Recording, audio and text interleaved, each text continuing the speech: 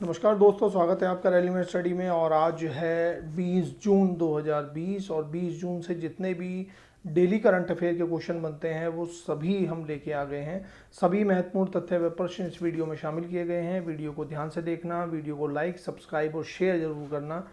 तो चलते हैं पहले क्वेश्चन की तरफ। तो पहला क्वेश्चन है वोल्कन बोसगिर।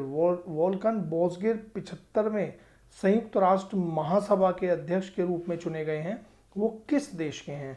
तो वो हैं तुर्की देश के। और जो अगला सेशन जो संयुक्त राष्ट्र महासभा का चलने वाला है वो है 15 सितंबर से 30 सितंबर तक। तो बहुत इम्पोर्टेंट सेशन होने वाला है क्योंकि कोरोना काल आप जिसको कह सकते हैं काल ही है, ये कोरोना काल चल रहा है। तो इसमें 75वें संयुक्त राष्ट्र महासभा के अध्यक्ष चुने गए हैं वोल्कन बोसगिर। तो ये आपको याद रखना है। दूसरा है कुबाटबेक बोरोनोव को किस देश के प्रधानमंत्री के रूप में नियुक्त किया गया है? तो वो है किर्गिस्तान। किर्गिस्तान की कैपिटल है बिश्केक और करेंसी है यहाँ की किर्गिस्तानी सोम। तो ये भी तथ्य याद रखने हैं आपको। इम्पोर्टेंट क्वेश्चन बन जाता है। जो भी कोरोना में देखिए बहुत कम अपॉइंटमेंट्स हो रही हैं और बहुत कम सरकारें बन रही हैं, तो जो भी बनता है वो एग्ज़ाम पॉइंट ऑफ व्यू से बहुत इंपॉर्टेंट हो जाता है। अगला क्वेश्चन चलते हैं। कर्नाटक ने 18 जून 2020 को कौन सा दिवस मनाया है? कोरोना, फिर कोरोना। कोरोना से जितने भी रिलेटेड क्वेश्चन हैं, बहुत क्वेश्चन बनने वाले हैं। जितनी भी इन्वेंशंस हो रही हैं, जितने भी हमारे आविष्कार हो रहे हैं या दवाइयाँ बन रही हैं या कोरोना की वैक्सीन के ऊपर जो भी चल रहा है, वो सब आपको याद करने की बहुत ज़्यादा ज़रूरत है। कोरोना से बहुत ज़्यादा अवेयर रहिए, बचिए भी इससे। और जितने भी इसके करंट अफेयर के क्वेश्चन बनते हैं वो भी आपको ज़रूर याद करने हैं, क्योंकि आने वाले एग्जामों में कोरोना से रिलेटेड क्वेश्चन आने की संभावना नहीं, आएंगे ही आएंगे। मास्क दिवस बनाया है, तो मास्क पहनना, सैनिटाइजर का उपयोग करना, हाथ धोना और कोविड-19 के खिलाफ सामाजिक भेदभाव को बनाए रखने के महत्व पर आम जनता में जागरूकता पैदा करने के लिए मास्क डे बनाया है कर्नाटक सरकार ने 18 जून 2020 को। अगला क्वेश्चन चलते हैं। किस राज्य के कृषि विभाग ने अपना नाम बदलकर कृषि उत्पादन और कृषि कल्याण विभाग कर दिया है? जैसा कि मैंने आपको बताया था कि महाराष्ट्र ने भी अपने जो कृषि विभाग है उसका नाम बदलकर किसान कल्याण विभाग कर दिया था। तो ये किया है जम्मू कश्मीर ने। जम्मू कश्मीर आप जानते हैं अब केंद्र शासित प्रदेश बन गया है, राज्य नहीं रहा है। तो उसमें एक जनरल एडमिनिस्ट्रेटिव डिपार्टमेंट बनाया है और जिसके लेफ्टिनेंट गवर्नर हैं जीसी मुर्मू और चीफ सेक्रेटरी कौन है? बीवीआर सुब्रमण्यम। अगला क्वेश्चन चलते हैं।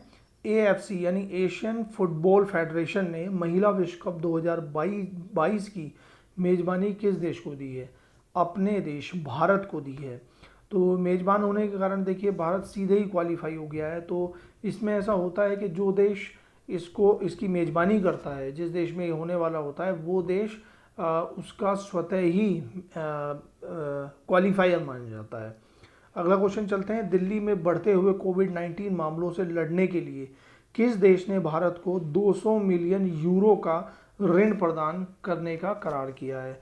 तो वो किया है फ्रांस ने। उदारता दिखाते हुए दिल्ली में जो कोरोना के मामले बहुत ज़्यादा बढ़ते जा रहे हैं, तो फ्रांस और भारत की सरकार ने भारत में कोरोना संकट से निपटने के लिए और कमज़ोर वर्गों के लोगों को स्वास्थ्य सेवाएं उपलब्ध कराने के लिए फ्रांस ने 200 मिलियन यूरो का करार किया है। बहुत इंपॉर्टेंट क्वेश्चन बन जाते हैं कोरोना से जितने भी रिलेटेड है। अगला क्वेश्चन चलते हैं।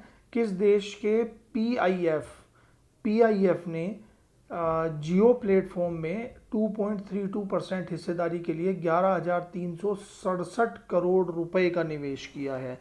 वो किया है सऊदी अरब ने। सऊदी अरब के पीआईएफ यानी पीआईएफ ने जो किया है, जियो जो हमारा प्लेटफॉर्म है इंडिया का, मुकेश अंबानी, उसमें 2.32% हिस्सेदारी के लिए 11,367 करोड़ रुपए का निवेश किया है। अगला क्वेश्चन चलते हैं। किस देश की संसद ने उत्तराखंड के पिथौरागढ़ जिले में भारतीय क्षेत्र पर दावा करने वाले मानचित्र को मंजूरी दी है? वो दी है नेपाली संसद ने। बहुत ही एक नापाक डेयरिंग दिखाते हुए इन्होंने जो नेपाल जो भारत के पिथौरागढ़ जो उत्तराखंड में आता है उसको अपने यहाँ बता दिया है। जो शुरू से भारत का हिस्सा रहा है उसको अपने हिस्से दिखा रहा है। ये भी चीन की, जो हम कह सकते हैं, जो चीन की नीति रहती है हड़प की हमेशा, उसी पर नेपाल चलने की कोशिश कर रहा है, जो किसी भी देश के लिए, चाहे वो भारत हो चाहे नेपाल हो, घातक साबित हो सकता है। अगला चलते हैं, किस होम फाइनेंस कंपनी ने किफ़ायती घर ऋण के लिए सरल योजना शुरू की है? तो योजना शुरू की है, इंपॉर्टेंट बन जाती है एग्जाम पॉइंट ऑफ व्यू से, वो करी है आईसीआईसीआई बैंक ने।